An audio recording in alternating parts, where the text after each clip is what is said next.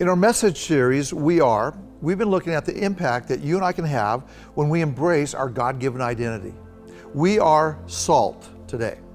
Have you ever wondered what it means to be called the salt of the earth?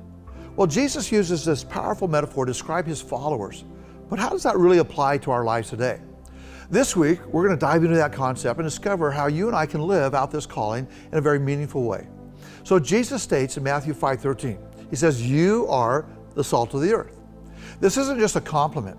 Really, it's actually a call to action. Salt, of course, has many uses. It preserves, it flavors, it heals, it even melts ice. Similarly, as a follower of Jesus, you and I are called to preserve goodness, to add flavor to life, to bring healing, to melt the coldness of the indifference in the world around us. Now, some of you might be thinking, well, why should I care about being salt? And the answer is pretty straightforward. Because the world needs you. The world needs us. I think most of us would agree that our society is decaying in many ways, morally, spiritually, and relationally.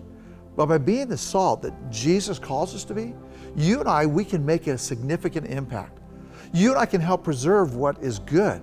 We can bring zest to life. We can offer healing to those who are hurting. So just as salt preserves food, we can preserve the goodness in the world by standing up for what is right, speaking out against injustice, supporting ethical practices, and living a life of integrity. We can add flavor by bringing joy and positivity into our interactions. Be the person who lifts others up, who brings a smile to somebody else's face, who makes life a little bit more enjoyable for those around you. And we can bring healing simply by offering a listening ear, or a kind word, or a helping hand to those who are in need. Our actions can bring comfort and healing to those who are hurting. And I believe this next one can be a game changer. Let me refer to it as melting indifference. This is where you and I, we break down barriers of indifference and apathy that are running rampant in our world. And we do so by showing genuine interest in other people, in building relationships, in creating a sense of community. So my friends, we are salt.